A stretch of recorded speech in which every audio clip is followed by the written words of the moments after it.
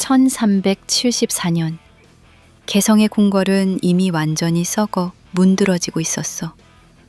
공민왕은 왕비 노국대장공주가 세상을 떠난 뒤 왕으로서의 무게를 잃고 점점 심연으로 빠져들고 있었지.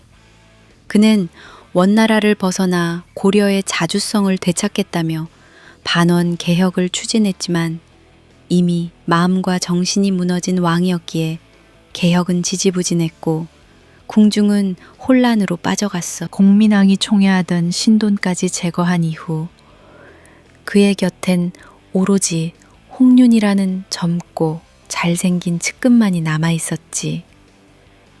홍윤은 뛰어난 외모로 공민왕의 환심을 사 궁궐 안팎을 제 집처럼 드나들며 권력을 맛보고 탐하기 시작했어. 공민왕은 왕통을 잇기 위해 젊은 남성들을 궁궐로 불러들여 시녀와 궁녀들에게 붙여주었는데 이 과정에서 익비 한 씨가 임신을 하자 소문이 돌았지. 바로 그 아이가 홍윤의 아이라는 추문이었어. 궁궐은 걷잡을 수 없는 혼돈과 음모로 가득 찼고 홍윤은 공민왕이 혹시라도 자신을 죽일지도 모른다는 두려움에 사로잡히게 됐지.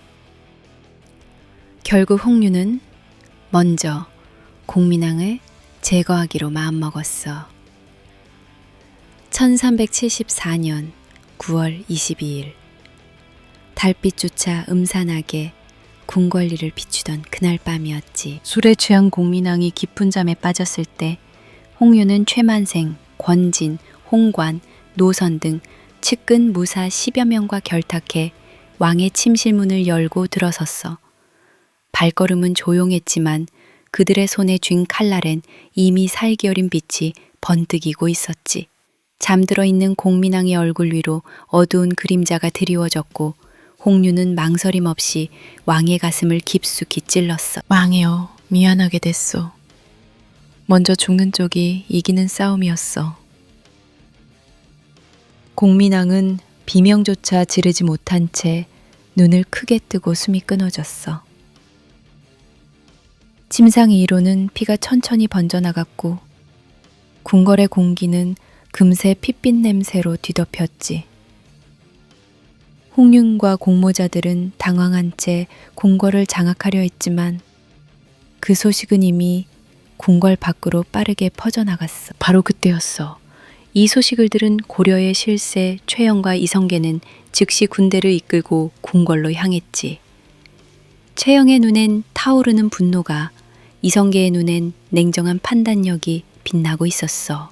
최영이 분노로 이글거리는 목소리로 병사들을 다그쳤어. 왕을 시해한 역적들을 모조리 붙잡아 창소하라! 이성계는 침착하게 활 시위를 팽팽히 당기며 전열을 정비했지. 한 놈도 살려보내선 안 된다. 모조리 베어라. 궁궐은 금세 피비린내 나는 복수극으로 가득 찼어. 홍윤과 그의 무리들은 최영과 이성계가 이끄는 병사들의 맹렬한 공격 앞에 속수무책으로 무너졌지. 한순간의 칼날, 한 번의 선택이 고려의 운명을 완전히 뒤흔들어 놨어. 공인왕의 죽음과 궁궐 안팎의 혼란 속에서 고려는 다시 한번 깊고 어두운 혼돈의 소용돌이 속으로 빨려 들어가고 있었지. 공민왕이 죽은 후 고려의 궁궐은 이미 부패와 혼돈으로 가득했어. 권력은 탐욕스러운 이인임의 손아귀에서 춤을 췄어. 하지만 궁궐 밖에서는 새로운 바람이 일고 있었어. 정도전을 필두로 한 신진 사대부들은 이미 샛별처럼 떠오른 이성계를 중심으로 서서히 힘을 모으고 있었거든. 한강은 이미 오래전부터 고려가 갈 때까지 갔다는 걸 알고 있었어. 사실 그녀는 그런 나라가 망해가는 꼴을 보는 것조차 은근히 즐기는 듯 했지. 그녀는 어지러운 세상이 될수록 더욱 싱글벙글 웃으며 온갖 일에 흥미를 보였거든. 어느 날 그런 평강의 모습을 본 온달이 궁금한 듯 물었어. 뭐가 그렇게 좋아? 평강은 태연하게 답했지. 이제 진짜 얼마 안 남았어. 왕건이가 세운 나라 이제 끝장날 거야. 나라가 엎어지면 우리한테도 좋은 기회 아니겠어? 안 좋아? 평강의 얼굴엔 어린애 같은 장난기가 가득했지만 동시에 냉정한 계산도 담겨 있었지.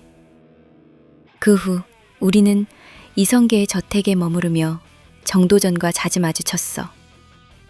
정도전은 만날 때마다 잔소리와 긴 설교를 늘어놓아 짜증났지만 그가 가끔 내뱉는 말들은 이상하게도 평강의 마음을 흔들었지. 특히 어느 날 정도전이 차갑고 담담하게 내뱉은 한마디가 그녀의 귀에 깊게 박혔어. 역성혁명. 평강은 정도전이 무슨 말을 하는지 정확히는 이해하지 못했지만 그 말에서 왕건이 나라를 끝장낼 강렬한 느낌을 받았지. 그녀는 냉큼 고개를 끄덕이며 정도전에게 말했어. 개인적인 감정은 없지만 왕건이 나라는 엎어야 돼.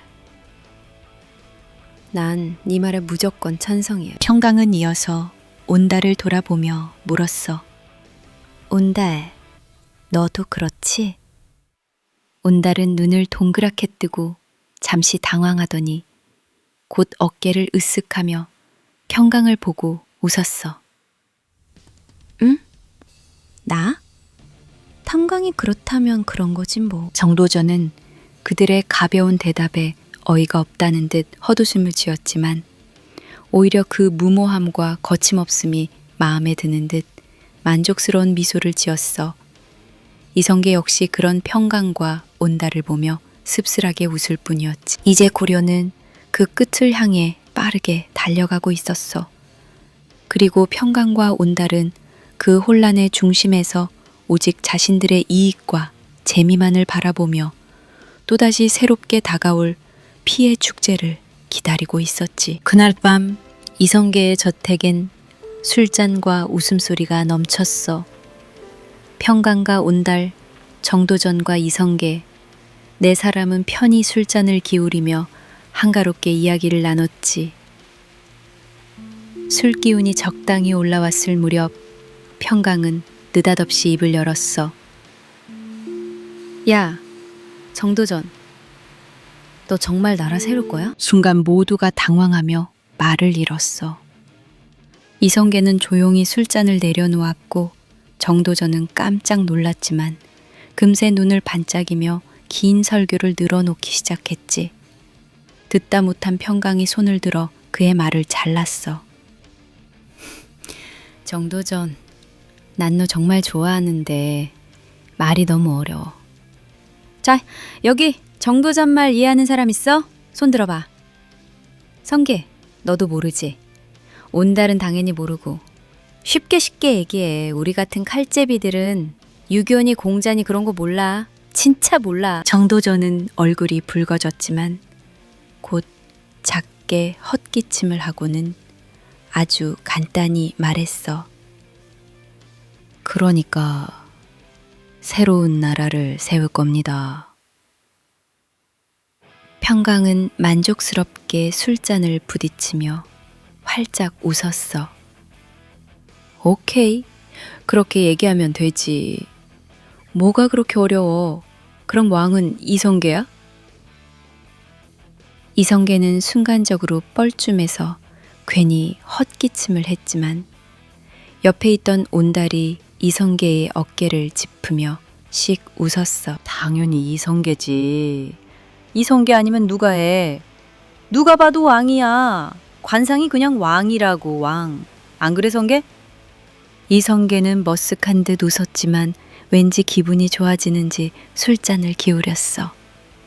평강은 술잔을 테이블 위에 탁 내려놓으며 진지하게 말했어. 좋아? 다 좋아. 나라 만드는 것도 좋고 이성계가 왕 하는 것도 좋아. 근데 중요한 건 절대 실패하면 안 돼. 무조건 왕건이 나라는 엎어야 돼. 오케이? 평강의 눈빛은 갑자기 싸늘한 진심이 담겨 있었어. 정도전은 조용히 술잔을 놓고 그녀를 바라보며 조심스럽게 물었지. 평강 장군, 그런데 왜 그렇게 고려를 싫어하십니까? 평강은 순간적으로 표정이 복잡해졌어. 금방 무슨 말을 하려다 이내 손사래를 치며 짜증스럽게 내뱉었지. 몰라.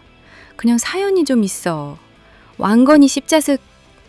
그 말에 다들 조용히 웃었지만 정도전은 의미심장한 눈빛으로 그녀를 바라보았어. 평강은 다시금 아무렇지 않은 표정을 지으며 술잔을 들었고 분위기는 다시 가벼워졌어. 그날 밤 네 사람의 술자리는 깊어갔지만 정도전과 이성계는 확실히 깨달았지.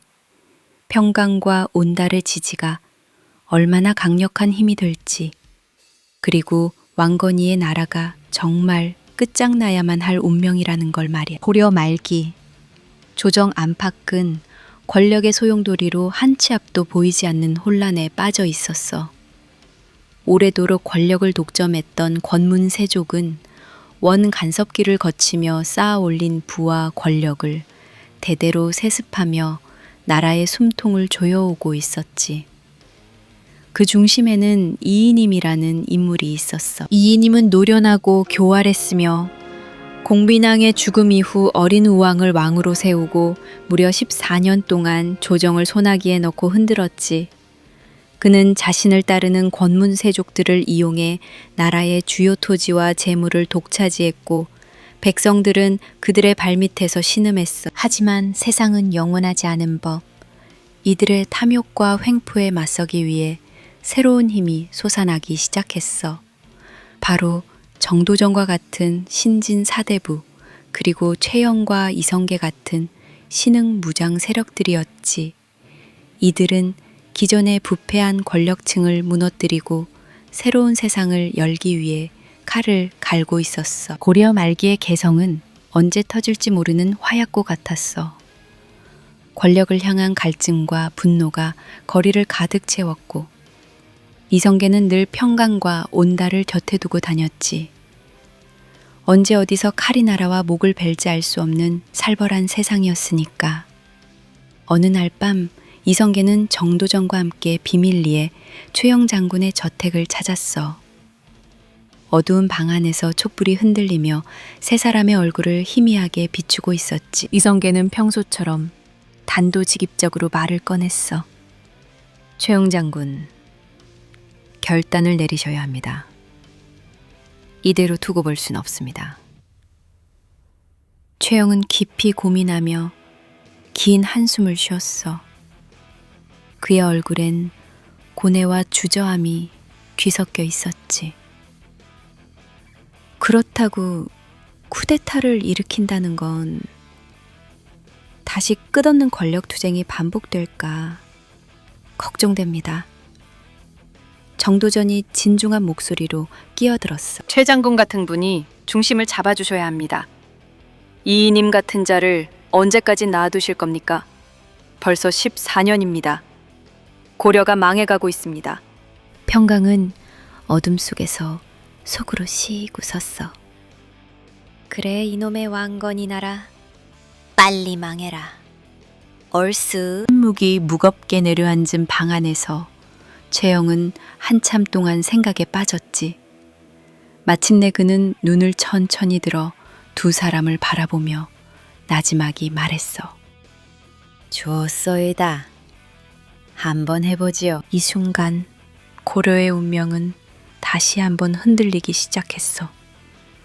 권문세족 이이님과 그 무리의 몰락이 점점 다가오고 있었고 평강과 온달은 새로운 시대가 펼쳐질 거라는 기대로 가슴이 뛰었지. 그러나 평강에겐 나라의 명운보다는 고려가 끝장난다는 사실이 더 즐거웠어.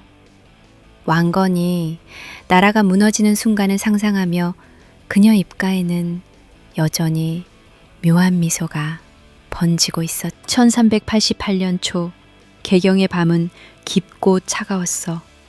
검은 그림자가 거리를 뒤덮고 숨죽인 발걸음 소리만이 희미하게 들릴 뿐이었지. 평강과 온달은 삼조고 전사들을 은밀히 불러 모아 개경의 뒷골목에 잠복시키고 있었어. 쿠데타가 시작되기 직전 평강은 이성계를 조용히 불러 낮게 얘기했어. 이성계, 넌 손에 피 묻히지 마. 피는 우리가 볼 거야. 이성계는 놀란 눈빛으로 그녀를 바라보았지. 뭐? 왜? 평강은 그의 어깨를 툭 치며 미소를 지었어. 넌 왕이 돼야지. 왕이 될 사람이 손에 피를 묻혀서야 되겠냐? 그런 더러운 일은 나랑 온다리가 할 테니까 넌 그냥 앉아서 기다리기만 해. 걱정 마. 이성계는 미심쩍은 표정으로 되물었어. 그럼 넌 뭘 얻는데? 평강은 잠시 침묵했다가 이내 사늘한 눈빛으로 답했지. 왕건이 나라만 엎어줘. 그거면 돼. 그렇게 평강과 온달의 삼조고 전사들이 개경의 깊은 어둠 속에서 움직이기 시작했어. 바람처럼, 그림자처럼 조용히. 1388년 초 어느 날 밤, 마침내 그날이 왔어. 평강과 온달이 이끄는 삼조고 전사들은 신속하고 잔인하게 개경의 밤거리를 가로질러 권문세족의 우두머리 임견미와 여문방 그리고 이인임의 저택을 동시에 습격했어. 가자, 시발. 왕건이 나라 오늘 끝내자. 온달의 붉은 머리칼이 어둠 속에서 야수의 갈기처럼 휘날렸고 평강의 푸른 머리칼은 칼날과 함께 바람을 가르며 날아올랐지.